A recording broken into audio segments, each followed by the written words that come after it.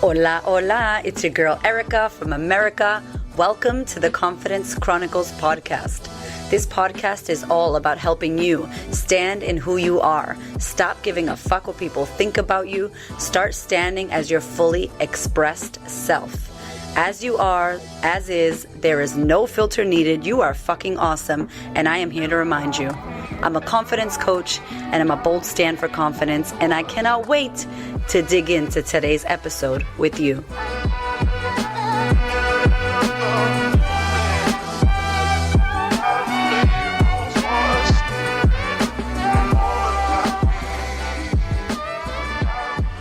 Hello, my friend. Oh my God, I am coming to you post-retreat. I just got back from 5 days off the grid, and I'm talking no phone, no laptop, like no work, no kids, no husband. I was no one in nowhere with no thing, no place, no time, no space. Like, yo, it was like bliss. And it sounded terrible when I was about to go away to this retreat. My girlfriend said to me, listen, you got to go to this retreat. It's incredible. It's life-changing. It's a wellness detox retreat here in Australia called Gwingana. And I'm going to tell you all about it because I learned a lot about myself. And hopefully you may see yourself in this story. You may get some bits of wisdom from what I experienced. And always that's my intention when sharing my story on the Life Lessons series. But let me tell you, oh my God, what I learned about myself going away for 5 days, being disconnected to reconnect to myself was a freaking game changer. And honestly, if it wasn't for my friend, I wouldn't have done it. I had no interest in going away and resting. I don't know if you've been listening to the podcast, but your girl is addicted to Instagram, and I love being always on and available, and I'm go, go, go, and I'm very high energy, and I resonate with, just doing all the things and always being on, and oh my gosh. So I wanted to do this episode because I learned a lot. I learned a lot that I thought I knew already. I'm doing air quotes. Stuff that I knew. I already know that. Yeah, I know we're all stressed out. Yeah, I know we need to rest.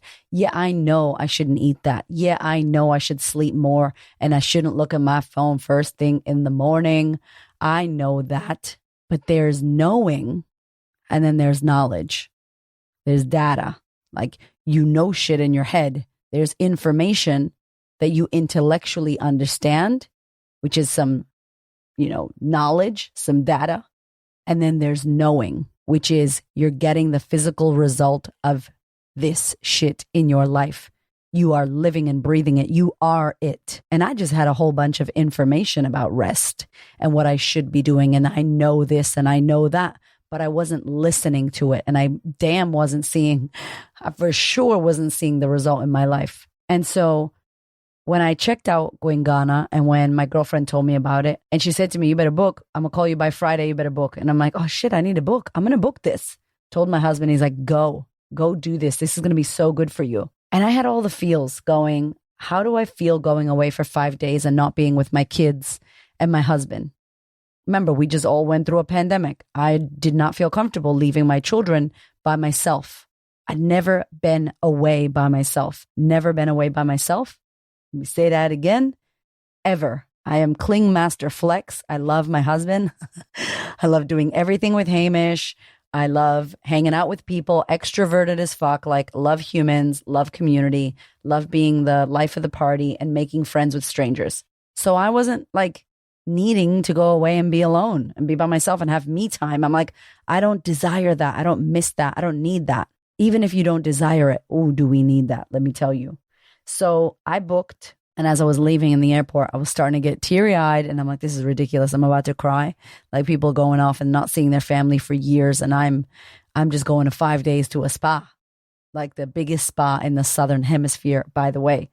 And I'm over here crying, but I really felt this, I don't know, this sense of like, I'm going to miss my kids and are they going to be okay? And security. And I've been with them for 2 years straight. I haven't broke with them. I've been on retreats that I facilitate with my husband, but not on my own. And so I got to the airport. I knew what to expect a little bit because my girlfriend told me, these are the treatments. These are the things. This is really great. She goes every year. So I felt really looked after and nurtured by her. Like, really thank God for her, because if I didn't have her wisdom and her experience, I wouldn't have known what I was getting myself into, and it wouldn't have been as an incredible experience as it was. So before I left, I saw her and she said to me, you should consider silence while you're there. And I looked at her like, what? What are you talking about? Consider silence. And it's like, just think about when someone comes up to you at dinner at this retreat and asks you, what do you do? What are you going to say? And I was like, oh, I'm going to be like, my name is Erica. I'm a confidence coach. I help women. This is what I do. This is my Instagram, blah, blah, blah, blah, blah. I'm going to probably start coaching people. I'm going to be on. That's what's going to happen. I'm going to be on. I'm going to be who I am. I'm going to be me. And I want to go there and be nobody. I don't want to be the queen of confidence. I don't want to be an Instagram influence coach. I don't want to be a therapist while I'm there. I'm there for me. I'm there to be no one. I'm there to disconnect and be a student. And thank goodness that she asked me that, because she's right. I was going to be on, making friends, getting clients, pulling out my phone, tagging, following, doing all that shit. And so I got there and I was a little bit scared. On the way there at the airport in Queensland, it's in the Gold Coast, up in some valley, beautiful. Oh my God. Visually, this place visually is incredible. And it's so sad that I didn't have my phone to take photos, but also bittersweet because I got to take photos with my eyes. I got to take it in and be present with the visions and what I was seeing and nature and trees. And, I saw a peacock. Like, I'd never seen a peacock in real life. It was beautiful, like little kangaroos and wallabies and birds and nature. And I had my eyeballs to take photos. I took mental photos with my eyes. And it's still, when I close my eyes, I can still see the beautiful place. So I didn't have my phone for that. So I'm at the airport and I'm like, I'm starting to bite my nails. I took my nails off. I didn't want to wear my nails. I didn't want to put makeup on. I didn't want to bring anything artificial. I was like, I just want to be there. I'm going to be clean. I'm going to have my little nubs, my little fingers that look like little boy hands with no nails on them. I'm just going to go and enjoy some nature, some naturalness for myself. So I'm at the airport and they're about to pick us up and we're at the little waiting area. And I could feel my leg twitching, doing the little leg shake, I can't stay still. And I started to want to bite my nails. And I'm like, whoa, whoa, whoa, what's going on? So I pull my journal out and I'm like, what's going on? How are you feeling? How are you really? And it starts. Well, one part of me feels a little bit anxious and overwhelmed that I'm leaving my business and I'm leaving the team. And mind you, we were in the middle of a sisterhood launch. So the sisterhood is my year-long life coaching program that is the bomb. And we open and close the doors throughout the year. And we were in open mode. We were in launch mode. And I was leaving the last week, where this is usually when I'm talking about it on social media. I'm like, sisterhood is open. Let's go. And I'm leaving. Also, we were about to have our first live event, our first live sisterhood day in person that we've had all year. It's August, right? Like, it's our first live event of the year. Our team remembers live events from all the years prior, but it's been a minute since we've done one and I'm not going to be there. Like, there was so much. My husband was doing home inspections because we're buying a house right now.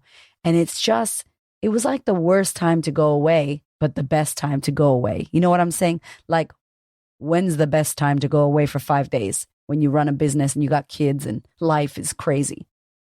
So I'm at the airport and I gave myself some space, and I recommend this to you if you ever feel like I did. I got the journal out and I was like, how are you? How are you really? What's going on? Why are you twitching? Why are you biting your nail? Are you nervous? What are you nervous about? I just started asking myself questions as if I was observing myself. So the observer, who I really am, started to question me and coach me and ask me questions. And I started writing and journaling. And it really was healing, and it really was eye-opening, and it was liberating because I got to be how I was. I was nervous. And yeah, my team's amazing. Like, yo, Nikki, Janie, Hamish, Kim, Tash, Miri, everybody's on my team. The next level women. I'm so blessed. However, the truth is, subconsciously, there was a worry, there was a concern, there was a nervous energy. So I gave myself some space and I said, what's going on?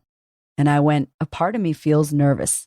I feel irresponsible for leaving in the middle of a sisterhood launch. I feel scared that the team's not going to be able to keep the momentum up. What if everything goes to shit?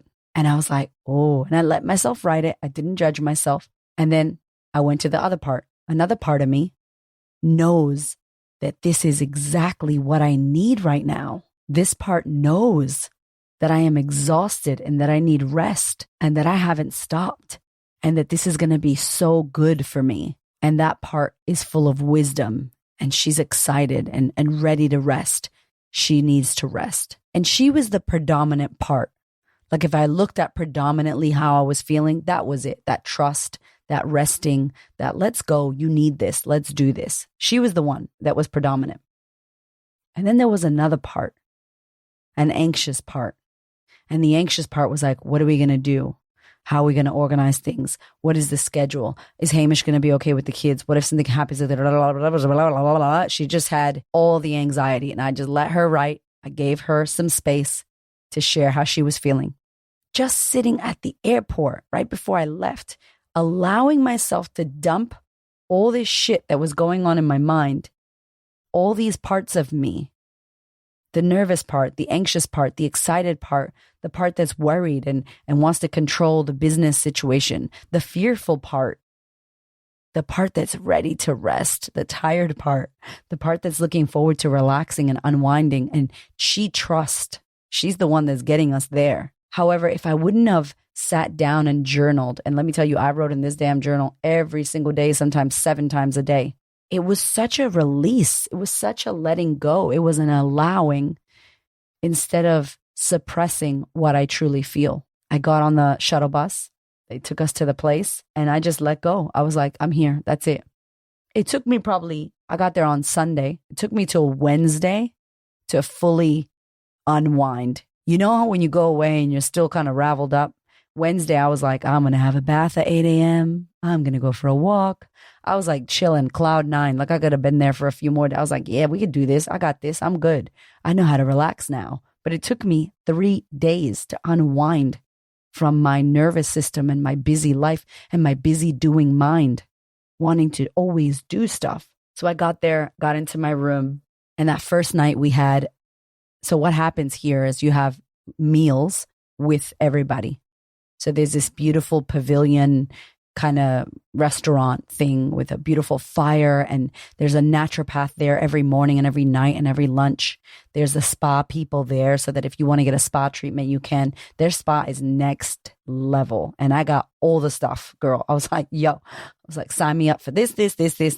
Thankfully, my friend told me what to get, but I also got other stuff because I was just like, I'm going to be there. I'm doing this. And so that first night we had dinner together and I was at a table. And there was nothing wrong with anybody who was there. They were all amazing people. However, the first night, people started sharing their story, why they were there, what they do for work. Even though they say don't ask people what they do, that's what humans do, right? What do you do? Where do you live? Why are you here? How'd you get into what you do? You just start opening up about your life. And there was someone who was sharing about their lives, and it was a woman. And I looked across, and when I saw her, I was like, that's a sisterhood client. Like, that's my client. That is the women that I serve, the women that listen to my podcast. Like, that's her. And I got so, I got raveled up. I got wrapped up in her story, in her trauma, in what was going on for her, in why she came, in her situation, in the challenges she's experiencing. Oh my God, I was so in it. And I was just like, oh my gosh, what are you going to do when you leave this retreat? And like in my head, I'm like, what are you going to do when you leave this retreat? Like, you need environment. Like, after you leave is when everything goes to shit, right? Like, I'm thinking in my head, how is this woman going to cope? She's going to go back home to her kids and her abusive this and that. And I'm like, oh my gosh. And I'm like, nah, like, I did not come here for that. I did not come here to be a coach. I didn't come here to serve other people. I didn't come here to give advice. I came here for me. And so that first night was a wake up call because I was like, I need to shut off. I need to do what my friend said. I need silence. I need alone. I need to isolate myself.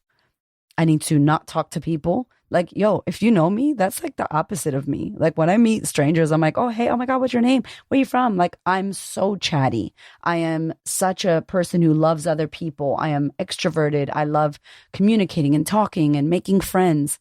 And literally, I did the opposite.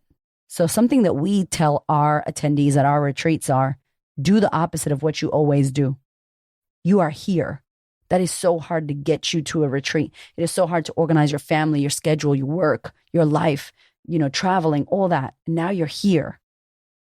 Like, be here for you. And let me tell you, it was one of the most powerful things that I did. So that night, I was like, hey, I need to sit by myself, breakfast, lunch, and dinner in a table by myself. I don't want to talk to people. I don't want to hear stories. I can't, like, that's my job. I'm a therapist, coach. Like, I can't do that. They were like, 100%, we got you.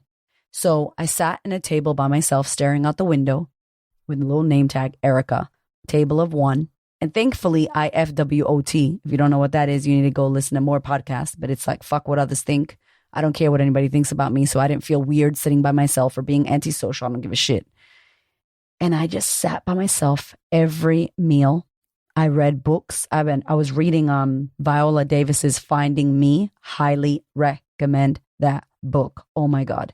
Finding Me by Viola Davis. I was reading her story. I love her. She's like my favorite actress. And I finished that book in a day and a half. It's like 350 pages. I haven't finished a book like that. I don't know in how many years. Insane. I listen to audiobooks because I'm always on the go. And I just sat there and I journaled and I talked to myself and I spoke about the day and how I was feeling and what was going on for me. And I was sad because I missed the kids. And then I would meet someone on the walks and hear stories and have experiences and have treatments. I had some therapy while I was there. And oh my goodness. Oh my God, I got to get to that. I will in a minute. But anyway, the point of the story is I sat by myself. And at the end of the retreat, I had a few women who I had made friends with, and we just spoke, in Qigong. Every morning we did Qigong on our hikes and our nature walks. I spoke to them, or if they were walking by me, I would be like, good morning, and talk to them. But them first 3 days, I was like, don't talk to anyone. Feel what it feels like to be antisocial. Feel what it feels like to be, air quotes, grumpy bitch who doesn't want to talk to people. Don't we judge people when we see a grumpy face who doesn't make eye contact and doesn't smile? Oh, they're grumpy. Oh, they're not nice. Oh, she's a bitch. I know I've done it in the past. And I was like, I'm going to sit in that stereotype that I've said about other people and see how that feels. Because I'm not always on. I can't always be happy-go-lucky. There are moments where I'm quiet and introverted and sad. Maybe not a lot, but what would it feel like to live as that version of me? What would that feel like? What benefit would that give me to not speak, to listen, to not make eye contact, to not smile at a stranger? Because I usually do. And it was so uncomfortable. And at the end of the retreat, I had a few women say to me, I just have to tell you, I'm so jealous of your table of one. They were like, I was so jealous that you got to sit by yourself and read a book and stare out the window and not talk to anyone. But I chose that. I made a conscious decision. I asked the question. I requested that that's the way I got looked after when I was there, because that's what I needed. And here's the thing. When we don't know what we need, we don't know how to ask for it. And I knew that I needed some solitude. I knew that I needed to listen more than I spoke. I knew that I needed to slow down and to not interact with the stories of humans. I live for humans. I live for the stories of women. I live for stories like that. I am so engulfed in that. I live for that. But while I was there for me.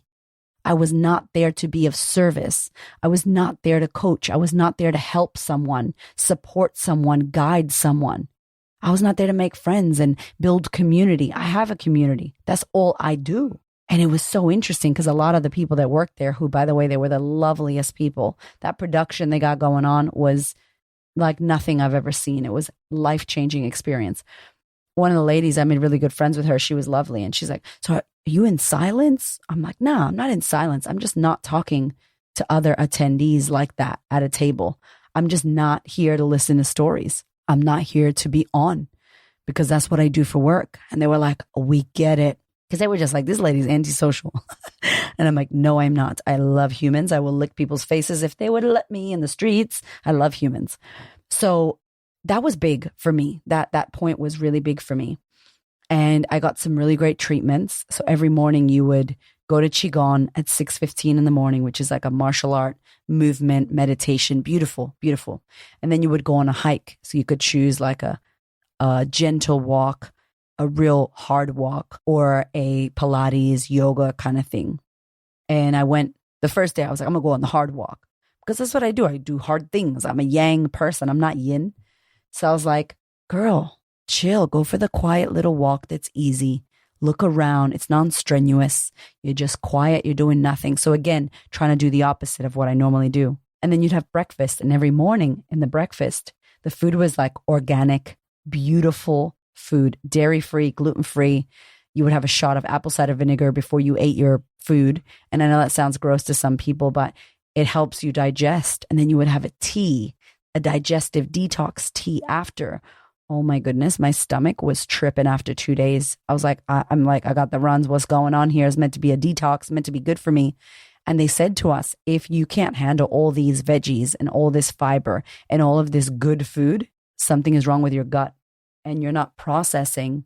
Your enzymes aren't processing and not working well. And I was just like, wow. So after that second day, my stomach started to feel better. The gut bacteria started to heal. I didn't realize how much coffee I was having, how much bad food, things that weren't good for me I was having. I would have gluten every once in a while. I would have ice cream with the kids every once in a while. And that dairy is not good for me. So one of the highlights of my trip, I always talk about poo. If you don't listen to my podcast, if this is your first one, you will have fun listening to all my poo stories. I always talk about it. And my book is called Confidence Feels Like Shit. So there you go. I got a colonic. And that was the highlight. One of the highlights. I've always wanted to get a colonic. And the woman who gave the colonic, this retreat center, they do seminars. So there was the poo talk. That's what she called it. She was so damn funny. And I've always said, if somebody's going to put a hose in my ass, they better tell me a damn joke. And she did. She was the best. So educated on our gut and the colon and the food that we eat and why we don't process our food and why we have our crazy, like gassy, bloated, all the different poos that we have. And she like took you through a little chart and how it should be. And if it's like this, it means that. And I'm telling you what, like the health side of this retreat was next level. Your food, how much you eat, the portions that you eat, how much water you're having, the tea, your sleep, your stress levels, the fucking phone, the laptop, the always being on, living in high stress, drinking alcohol. I don't drink anymore. I can't, it like hurts my body. That's another podcast I have to do because again, I used to talk about how I drank and I had a drinking problem and I literally can't drink now. And so many of us on a Tuesday night, on a Wednesday night, on a Thursday night, on a Monday night, drinking red wine, a bottle of wine. I mean, our whole system is getting intoxicated. And so that colonic was life-changing. It was so amazing. I literally, if you could see me, I have an inner glow. Like I saw everybody when I came back, they're like, you're literally glowing. Something's going on with your skin. I lost all my bloating and I got my period when I got back. So I was on my bleed, not bloated, looking thinner than I've ever looked, feeling better than I've ever felt. No coffee. No coffee. I don't need coffee, y'all. I'm like a psycho. If you listen to me, I'm crazy. I'm so hyper. I don't need any coffee.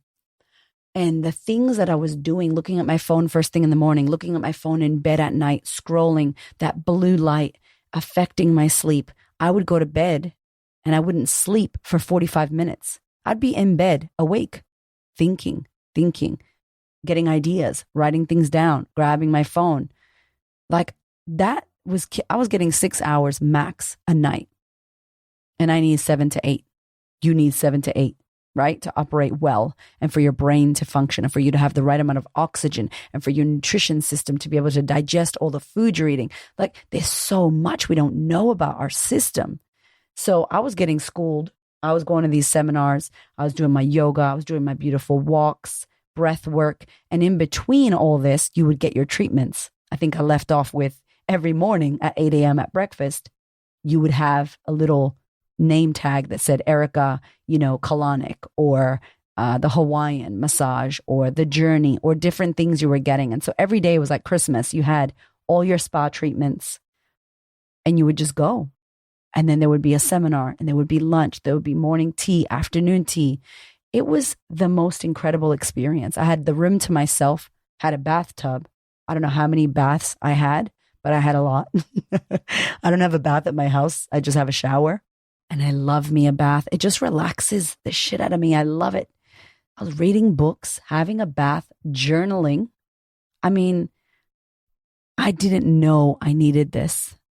I didn't know I needed this. That was the biggest aha, having my phone on airplane mode. And that second night I cracked it because I really missed my husband. I was crying. I missed the kids because they sleep in my bed. I had this big old bed by myself, pillows everywhere, trying to be like, that's my kid. That's my husband. Pillows all over me. Anyway, I called my husband because I just cracked. I was like, I need to talk to you. And he was like, I'm so depressed. I miss you. And I was like, oh, but it was beautiful. Other than that, I was switched off. I didn't have anything. I went and had equine therapy, which if you haven't had that before, you're working with a therapist, like mental health, like therapy, and a horse or horses. Oh my God. Listen, when I tell you that, I'm not just saying this. I've done a lot of work on my messed up life. I spent 8 years unraveling my trauma, my stories, my beliefs, my bullshit, the shit that held me back, all of that, my subconscious undercurrent that was taking over my life. I spent 8 years, over 200K now, on mentors, coaches, healing, retreats, shamanic healing, spiritual, everything, you name it.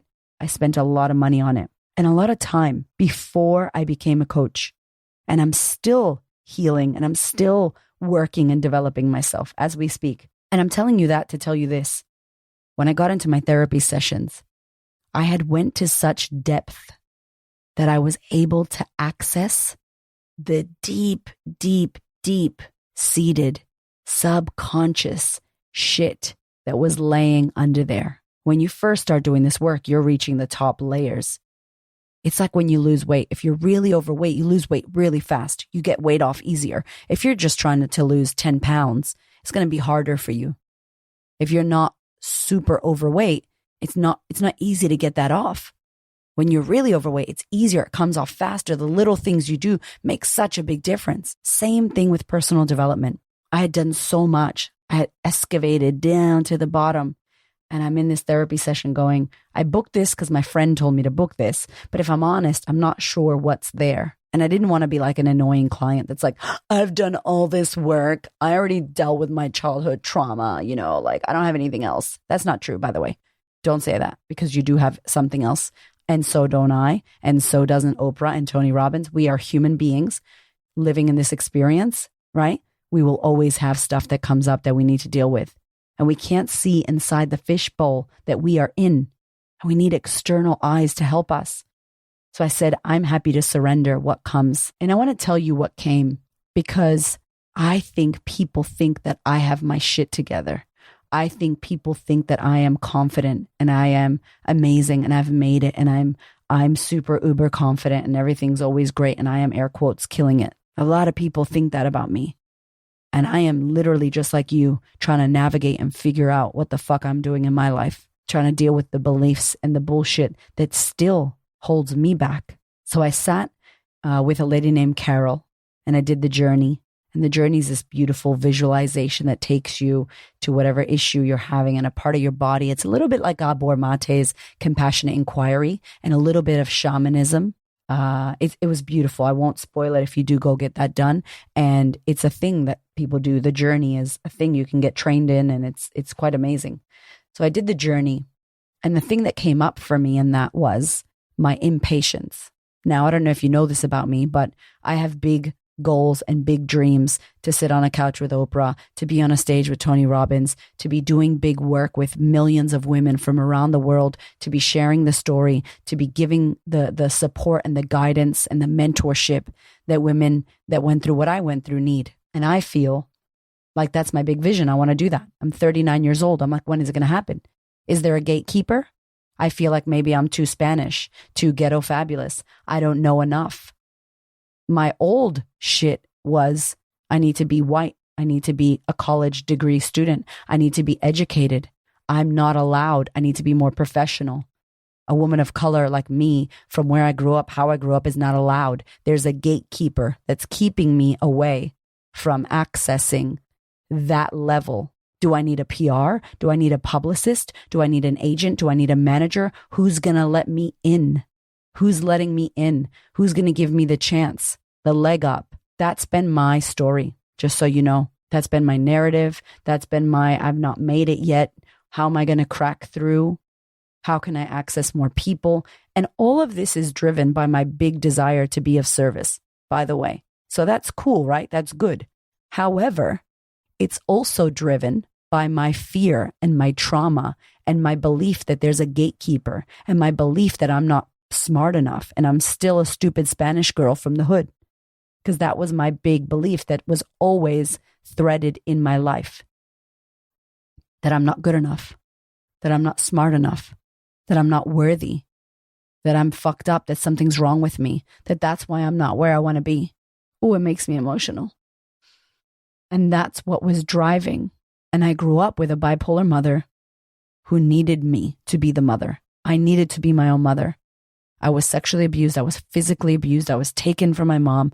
I was put in handcuffs as a kid. I mean, the police were terrible to us. I was in and out of foster homes. I would go visit my mom at mental hospitals, and I would speak to these doctors, and I would literally fight for her in these mental hospitals. And I'm 8 years old at a table, at a board with all these doctors, fighting for my mom's rights in a mental hospital with my social worker, advocating for her. I'm fucking 8 years old. So I learned that it's all on me. I'm responsible. I need to do it. It's all on me, and I'm the only one that can do it. Now, guess what happens in my business, my friend? In my business, it's all on me. I need to make it happen. I'm always on. I got to do this. Let's go. It's not hustle. It used to be. I started with hustle, but it's definitely the cousin of hustle. It's very close to hustle. It's not rest. It's not balanced. It's out of balance. And it's driven by a fear. And we got to the fear with the horses. The horses don't play, yo. If you ever do equine therapy, the horses are so intuitive. I just walked up to the horses and started crying. I don't even know why I was crying. I was like, yo, these horses don't play. I was crying. It was wild. And I won't tell you all the detail because it's too much to say. And it was very special. But I got supported by them, and I got beautiful messages from them and the therapist that was sharing what was going on. And what I got from that was 12-year-old Erica was so grown up and handled everything and did everything and had her hands in everything. And she was responsible, and she had to make it happen. And she, her. It was all about her doing it on her own. She was not supported. She didn't have anyone to be with her, anyone she could turn to and lean on. And so that created a belief that it's all on me. I don't know if you resonate with that, but a belief that it's all on me, that I have to do it. And if I was honest, I was on that paddock with those horses, and I said to the therapist, do you know what? I don't even trust my husband has got me. And I know Hamish has got me. Like, I know that. But if I was being honest, which is what that moment called for, that's all I could be in that moment. I was like, I don't believe anyone. I bet on me. I back me. If at the end of the day, everything's on me, I bet me. I know I got this. What the fuck? Is that trauma response or what? That I can't lean on anyone, that no one's there to support me. And I just told you, I got an amazing team of very intelligent and incredible, qualified women. And my husband, who is the brains of this biz, he helps me so much. He supports so much, and he's got my back. But I don't allow the help. I don't ask for it. I don't lean on them. And I'm driving the company with this deep-seated, unconscious fear that I'm going to lose it all. And I'm going to be poor. And I'm not going to have anything because I'm a stupid Spanish girl who's not worth shit. And that's what I got. That's why Erica's always on. That's why Erica's always available. That's why Erica's go, go, go, go, go, go. Let's go, let's go, let's go. I can't stop. Because if I stop, I'm going to lose everything. And I'm going to be how I was. This poor girl from the hood with no education.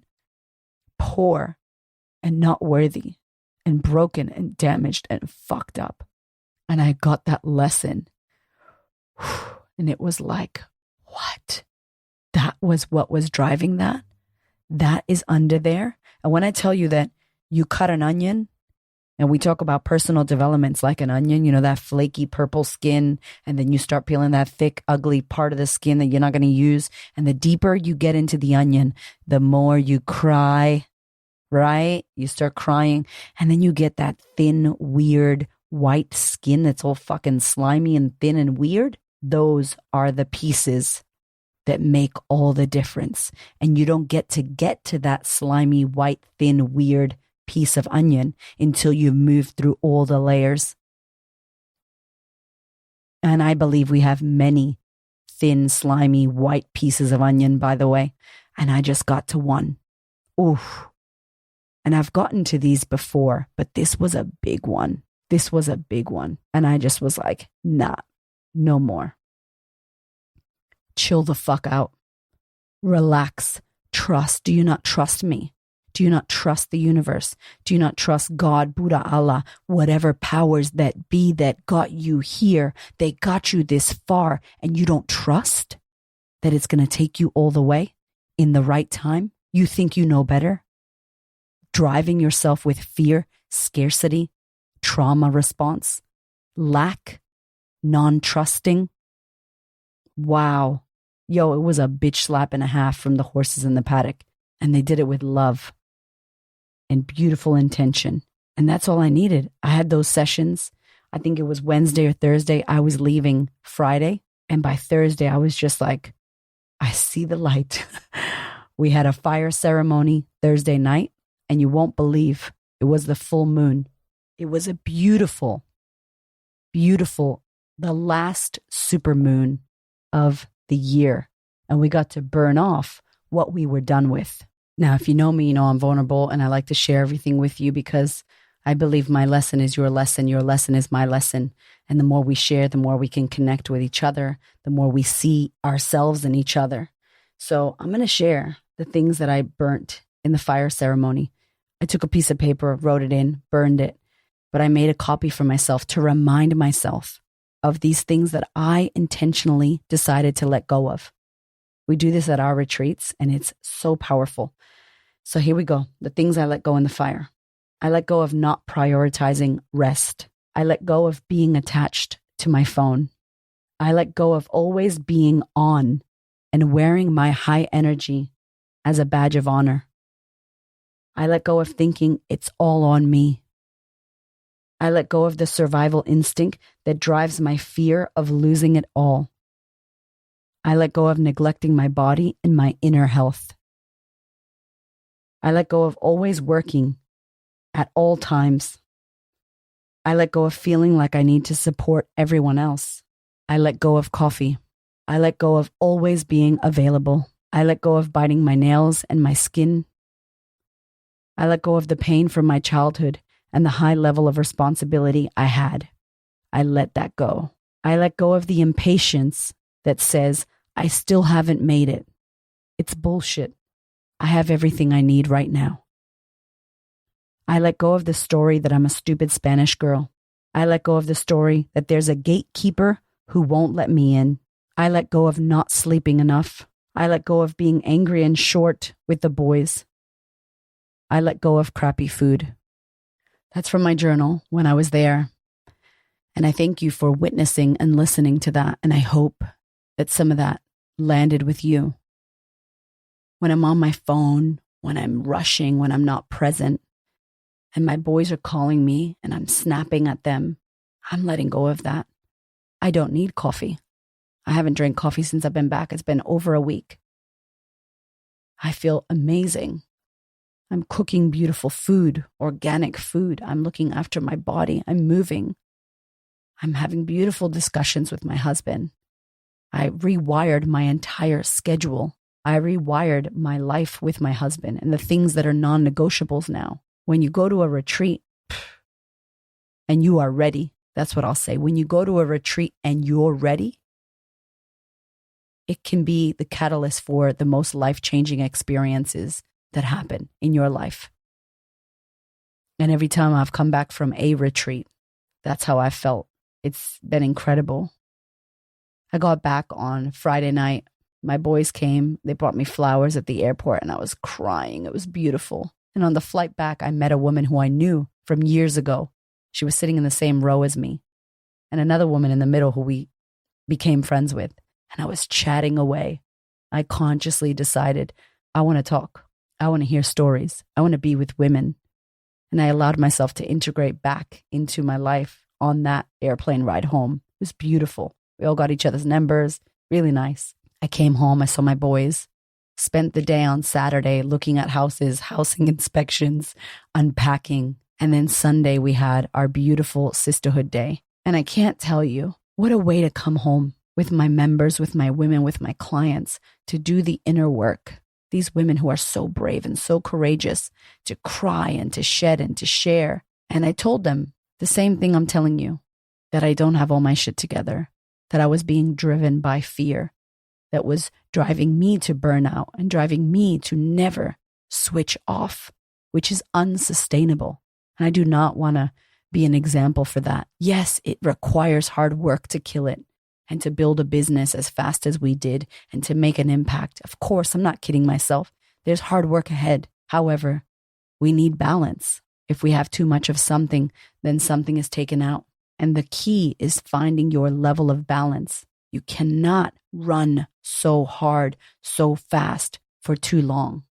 Erica, that's what I said to myself. And now that I'm back, I've integrated and I want to continue to keep the things that served me, moving my body in the morning, not being on my phone first thing. So there's things we've put in place to change. And this change not only affects me, it affects my husband, it affects my kids. It affects my team, which means there are conversations that we needed to have. And we did. And that's how our change continues to happen.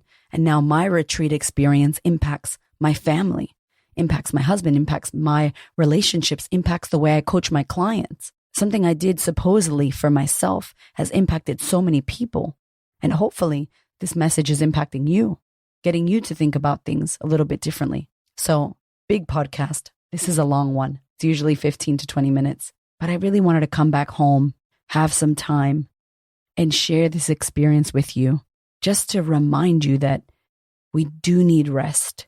We do need to stop. We do need to become available to ourselves. There was this beautiful quote that I wish I would have wrote down or took a photo of, but I didn't have my phone. Many things I wanted to take a photo of that I was like, damn, mental photo. But it was something like, we're always giving our attention outward. We're giving our attention to so many things. And the best gift we can give ourselves is a little bit of our own attention. It was something like that. Giving yourself your own attention is the best gift you can give yourself. And I was like, wow, I don't give myself my own attention. I don't sit with myself and journal and talk to myself all the time and be alone and say, what do I want to do right now? And that was a game changer. So if there's anything I would ask you to take away from this episode, besides saying you should come to Australia and go to the Gwingana spa, because it's amazing. Start thinking about, are you in balance right now? Are you out of balance? When's the last time you rested by yourself, took time for yourself? Is there an opportunity for you to do that? Is there an opportunity for you to journal on how you feel and have a discussion with yourself on paper? It's so powerful. It's so powerful. I love you so much. Thank you for listening to my vulnerable share and coming on this journey and this experience that I just went on for 5 days. And this is something that I'm going to do again. This is something that I'm going to get my husband to go and do, and something that we'll probably go and do together once each of us has experienced it on our own. So powerful. I mean, I can't explain, but I love you so much. I hope this podcast served you. And if anything, I hope it invites you to put in some downtime in your calendar, put in some non-productive, relaxing, reading a book, having some tea, chilling out, having a bath, doing nothing, just being. I hope it reminds you to just be and not do for a little bit. Have a beautiful week, and I'll see you next week. Thank you so much for listening. I so appreciate your ears, your time, your energy, and your attention. Please do me a favor and head over to Apple iTunes, subscribe so that you don't miss an episode. Share this episode with a sister who you know needs to hear it. And if you feel called to, leave me a review. I'd love to know what you think about the podcast. I'd love to know how this information is helping you change your world. Thank you so much for being here. I know that there are many podcasts you could listen to, and I really appreciate you listening to mine. Have a gorgeous week, honey.